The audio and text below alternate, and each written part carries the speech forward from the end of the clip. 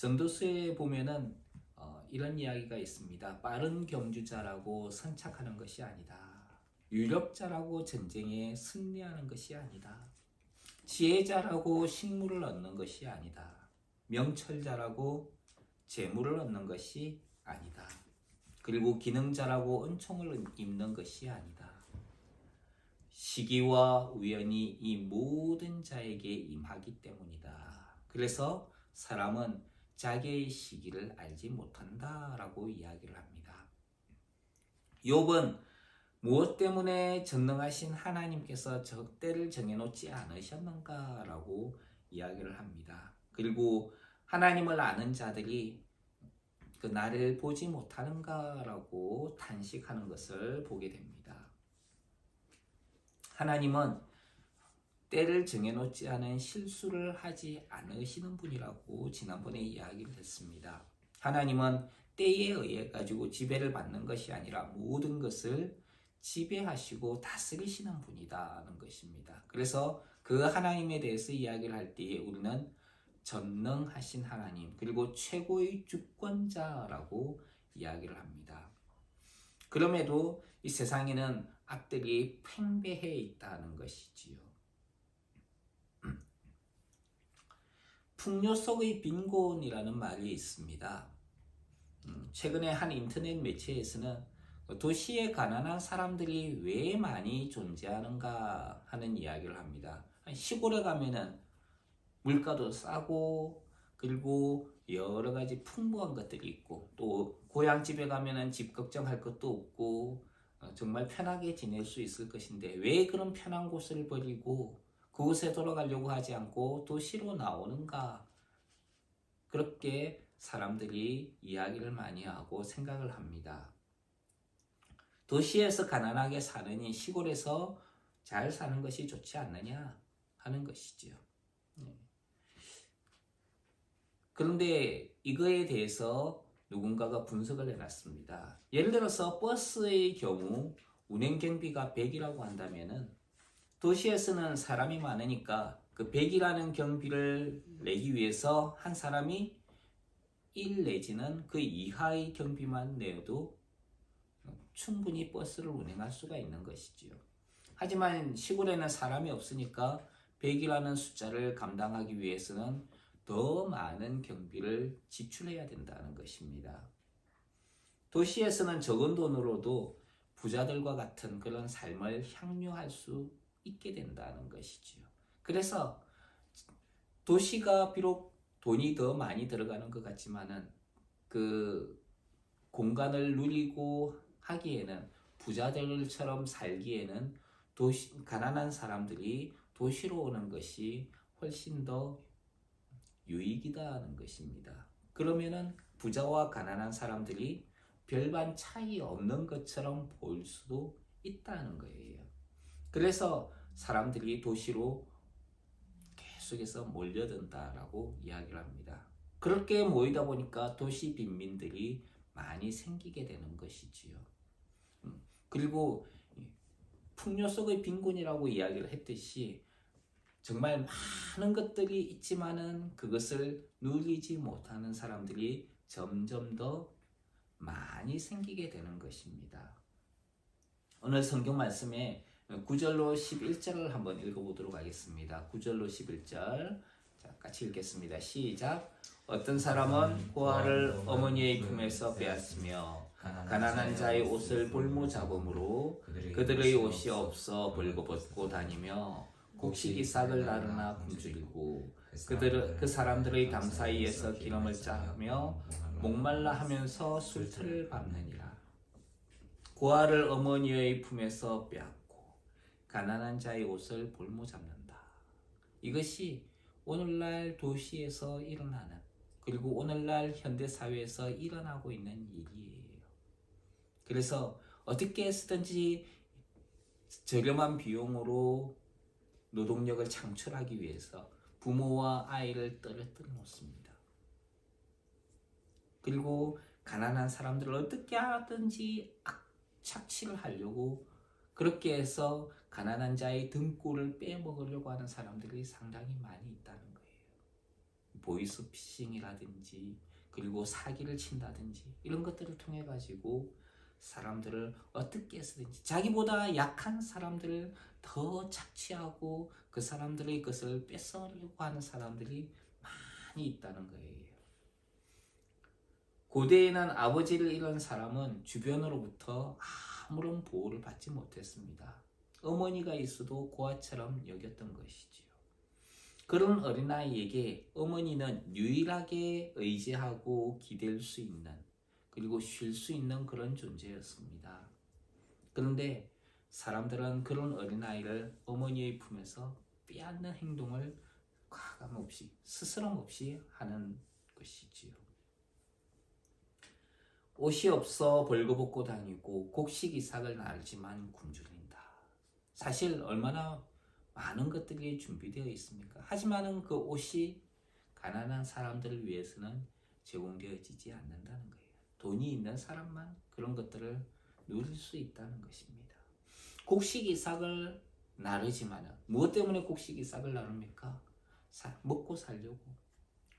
그런데 그 곡식이삭을 나르지만은 분명히 많은 곡식이 있는데도 그것을 자기를 위해서 나눌 수는 없다는 거예요.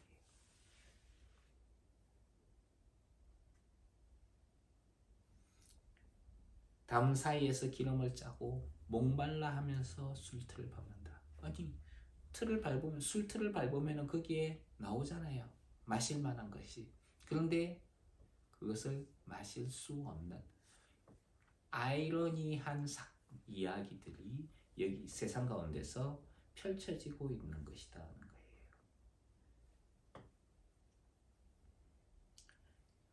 12절에 있는 말씀 한번 듣겠습니다. 12절 시작. 성중에서 죽어가는 사람들이 신음하며 상한 자가 부르짖으나 하나님이 그들의 참상을 보지 아니하시느니라. 성중에서 죽어가는 사람들이 신음하고 상한 자가 하나님을 향해서 부르짖지만은 하나님께서 그들을 외면한다라고 욥은 말을 하고 있습니다. 이것은 마치 성중에서 사람들 앞에서 온 몸과 마음이 상한 욥이 하나님을 향해서 부르짖고 있지만은 하나님께서 자신에게 응답하지 않는 것을 빗대어 이야기를 하는 것이지요. 교회는 세상 가운데서 하나님의 영광을 드러내는 존재입니다. 그래서 주님은 우리에게 너희는 세상의 소금이다. 너희는 세상의 빛이다. 라고 이야기를 하셨습니다. 소금이 있기 때문에 빛이 되는 거예요. 빛과 소금이 아니라 소금과 빛이에요. 소금은 어떤 면에서 보면은 성품입니다. 특징이에요. 소금이 있어야 빛이 드러나는 거예요. 소금이 선한 행실에 속하는 성품이라면 빛은 그로 인하여 하나님의 영광을 드러내는 것이라 볼 수 있는 것이지요. 그런 면에서 교회는 도시 빈민들에 대해서 생각해 봐야 됩니다. 도시에서 가난하게 사는 사람들. 그래서 어떤 교회들은 그런 도시 빈민들을 위해서 사역을 하는 교회가 있어요. 어린아이들을 이제 부모님이 돈 벌러 가셔서 일을 하지 못하는 아이들을 돌보지 못하는 경우에 그 아이들을 모아가지고 공부방을 하는 거예요. 국어, 수학 이런 것들을 가르치고 독서를 하게 하고 그러면서 아이들을 케어를 하는 거예요. 돌보는 거예요. 또 시험을 못 보는 아이들을 위해 가지고 공부를 시켜서 검정고시를 보게 한다든지 대학교를 들어갈 수 있도록 지원을 해주는 겁니다. 이런 것들을 하는 교회들도 있습니다. 또 도시들 가운데 장애인을 위해서 사역하는 교회도 있어요.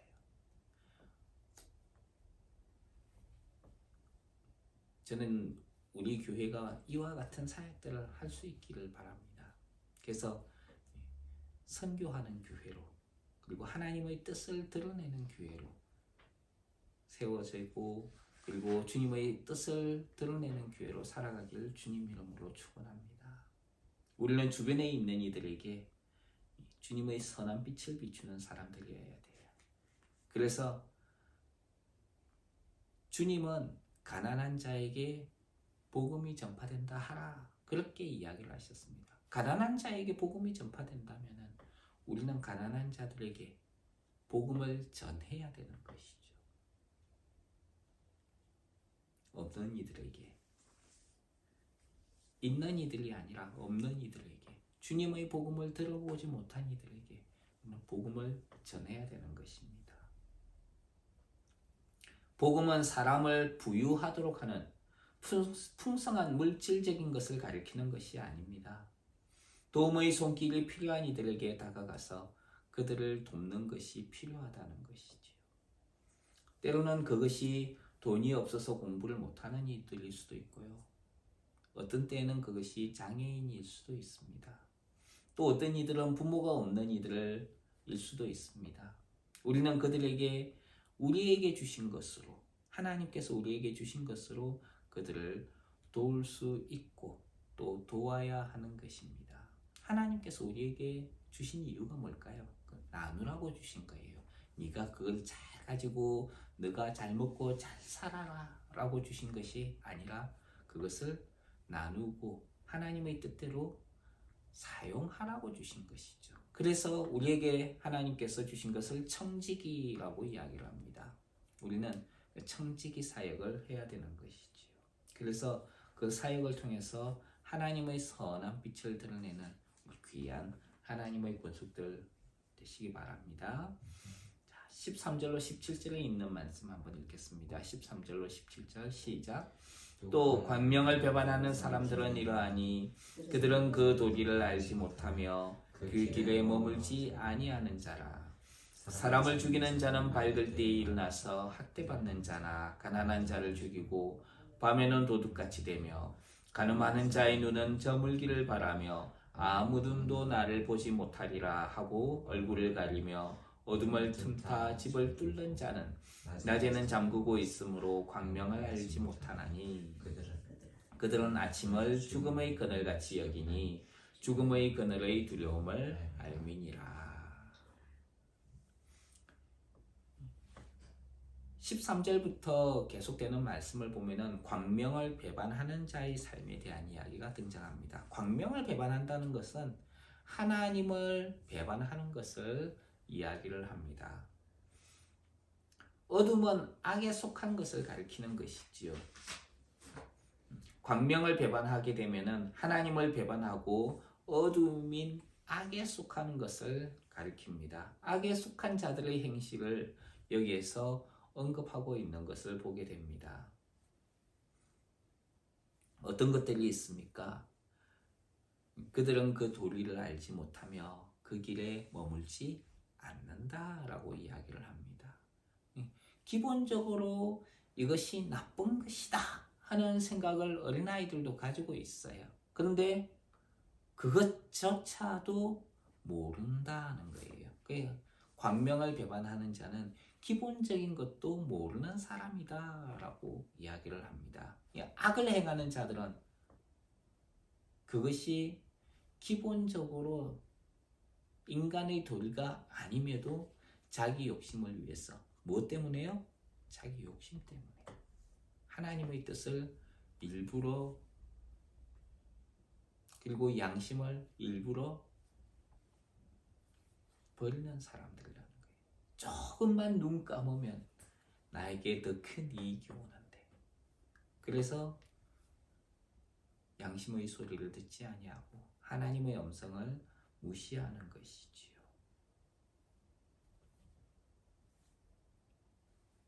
그래서 그들을 어리석은 자들이다 라고 욥은 이야기를 합니다. 이와 같이 어리석은 사람들은 어떤 사람들입니까? 사람을 죽이고 간음하고 도적질을 행하는 사람들이라는 거예요. 이들은 다른 사람을 해하고 약한 자들의 것을 빼앗습니다. 법을 무시하면서 사는 사람들이죠. 그래서 이런 사람들은 어떻게 되느냐? 18절로 21절을 한번 읽겠습니다. 18절로 21절 시작. 그들은 물 위에 빨리 흘러가고 그들의 소유는 세상에서 저주를 받나니 그들이 다시는 포도원 길로 다니지 못할 것이라. 가뭄과 더위가 눈 녹은 물을 곧 스올이 범죄자에게도 그와 같이 하느니라. 모태가 그를 잊어버리고 구더기가 그를 달게 먹을 것이라. 그는 다시 기억되지 않을 것이니 불과 나무처럼 꺾이리라. 그는 임신하지 못하는 여자를 박대하며 과부를 선대하지 아니하는도다. 이 어리석은 자의 그 결말을 여기에서 이야기를 하고 있습니다. 흐르는 물은 멈추거나 땅에 박혀 요동하지 않는 나무와 대조가 되는 것이지요. 그것들은 물은 빨리 흘러가서 사라져 버립니다. 나무는 땅에 박혀서 굳건하게 서 있게 되는 것이지요. 그래서 성경에서 의인은 요동함이 없이 굳게 서지만 악인은 빨리 사라져 없어지는 존재다라고 이야기를 합니다. 악인들은 다시는 포도원 길로 다니지 못할 것이다 라고 이야기를 해요. 포도원은 풍요로움을 의미합니다. 광야에서 가나안 땅을 탐지하러 갔던 정탐꾼들이 가나안 땅의 풍요로움을 백성들에게 보여주기 위해서 가져왔던 것이 포도였어요. 그런데 그런 풍요로움, 포도가 풍요로움을 의미하는 것인데 포도원 길로 다니지 못한다는 것은 풍요로움을 맛보지 못할 것이다 하는 것입니다.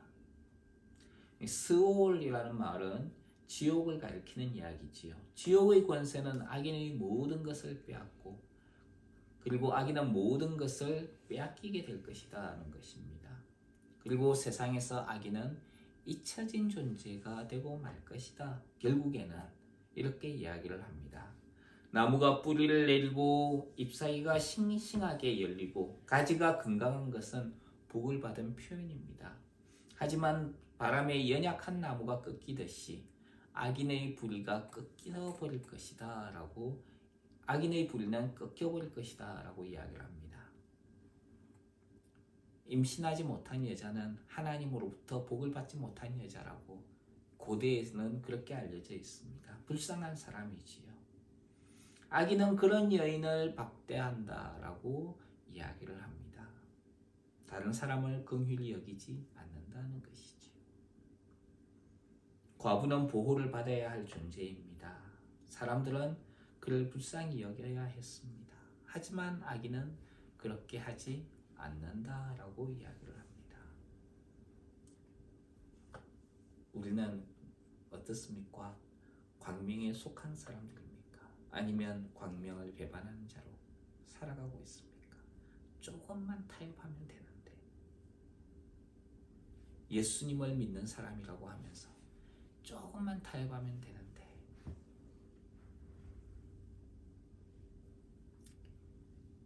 초대교회 신자들에게도 그런 유혹은 다가왔어요. 너 예수님 믿냐? 예수님 믿는다고 하면은 자기는 이제 죽어요. 근데 눈 딱 감고 나 예수님 안 믿어요. 그러면은 살 수 있습니다. 잠깐의 유익을 위해서 세상과 타협하는 것이죠. 그렇게 믿음을 배반하는 사람들도 있었어요. 광명을 배반하는 사람들. 그 사람들은 어리석은 사람들이고 결국에는 스올에게 자신의 모든 것을 빼앗긴다라고 이야기를 합니다. 오늘날의 시대에 우리의 믿음에 대해서 한번 생각해 보십시오. 광명에 속해 있는 자로서 예수 그리스도에게 속해 있는 자로서 나는 예수 그리스도를 믿는 사람으로서 세상과 타협하지 않고 살고 있는가? 아니면 세상과 타협하고 살고 있는가? 잠깐만 눈 감으면 되는데 잠깐만 예수님 모른 척하면 되는데 그러면은 내가 더 많은 것을 얻을 수 있는데 그래서 세상의 것을 택하고 살아간다면 결국 그 사람은 서울에게 모든 것을 빼앗기고 말 것입니다. 22절로 25절에 있는 말씀입니다. 같이 읽겠습니다. 시작. 그러나 하나님이 그의 능력으로 강포한 자들을 끌어내시나니 일어나는 자는 있어도 살아남을 확신은 없으리라. 하나님은 그에게 평안을 주시며 지탱해 주시나 그들의 길을 살피시도다. 그들은 잠깐 동안 높아졌다가 천대를 받을 것이며 잘려 모아진 곡식 이삭처럼 되리라. 가령 그렇지 않을지라도 능히 내 말을 거짓되다고 지적하거나 내 말을 헛되게 만들 자 누구랴. 하나님은 이런 강포한 악인을 끌어내셔서 멸망시킬 것입니다. 그들이 지금은 비록 좋아 보이지만은 결국에는 하나님의 눈은 악인을 살피고 심판하실 것이라는 거예요. 욥이 여기서 강포한 악인이라고 지적하는 사람은 자기 앞에 있는 친구들이에요. 친구들을 향해서 지금 비난하는 것이죠. 결국 친구들이 나중에는 비난받고 그리고 하나님 앞에서 심판을 받게 될 것이다 라고 이야기를 하고 있는 것입니다. 욥의 상한 마음을 여기에서 우리는 볼 수 있어요. 우리가 어려움에 처해 있을 때 우리를 따뜻하게 대하지 않는 이들을 향해서 성경은 비난과 저주를 하라고 하지 않습니다. 오히려 악으로 악을 갚지 말고 선으로 악을 갚으라 라고 이야기를 합니다. 선으로서 악을 이기라, 사랑으로 행하라 라고 이야기를 합니다.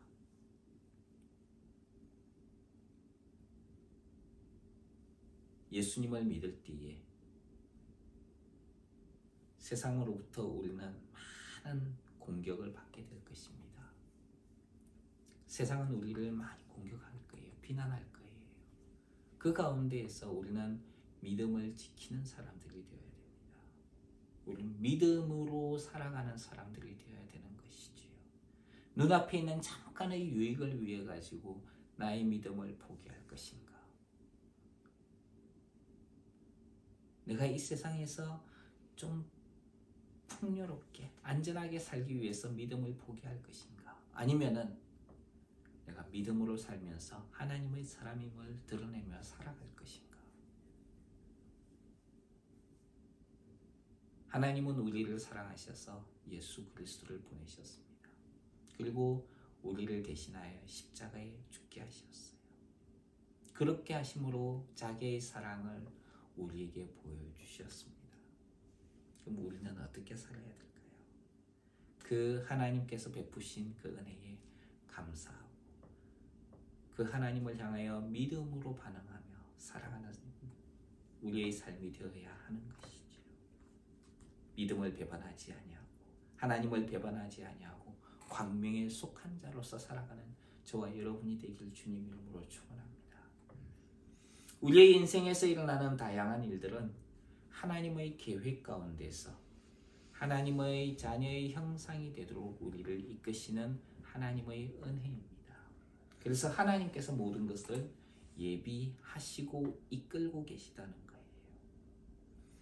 창세전에 그리스도 안에서 우리를 택하신 하나님은 우리로 사랑 안에서 그 앞에 거룩하고 흠이 없게 하시려고 그 기쁘신 뜻대로 우리를 예정하셨습니다. 그래서 예수님 때문에 우리를 하나님의 아들이 되게 하셨습니다. 우리는 누구예요? 우리의 정체성은 무엇입니까? 하나님의 아들이에요. 자, 한번 자기 가슴에 손을 얹어 보세요. 그리고 이야기해 보십시오. 나는 하나님의 아들이다. 나는 하나님의 자녀다. 이것을 기억하십시오. 여러분은 세상에 있는 자녀, 악에 속한 자녀가 아니라 하나님의 자녀입니다. 그렇기 때문에 하나님의 자녀답게 살아가는 저와 여러분이 주님 이름으로 축원합니다. 하나님은 우리가 하나님의 자녀의 영광에 이르도록 하기 위해서 세상의 모든 것들을 예비하고 이끌고 계십니다. 성경을 통해 하나님께서 행하신 위대하신 것들을 보게 됩니다. 이 모든 것들이 우리를 하나님의 아들의 형상이 되도록 하기 위해서 하나님께서 예비해 놓으신 것이라는 거예요.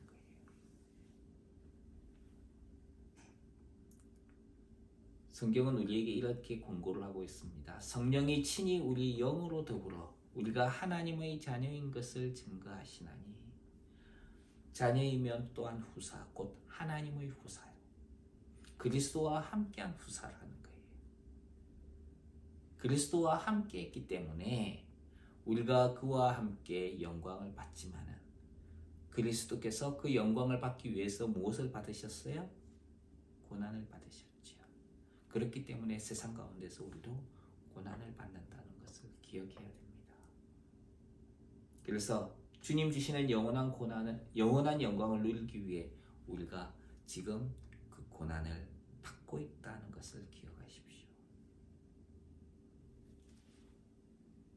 그리고 그 고난은 주님의 고난과 영광에 참여하는 것이 될 것입니다.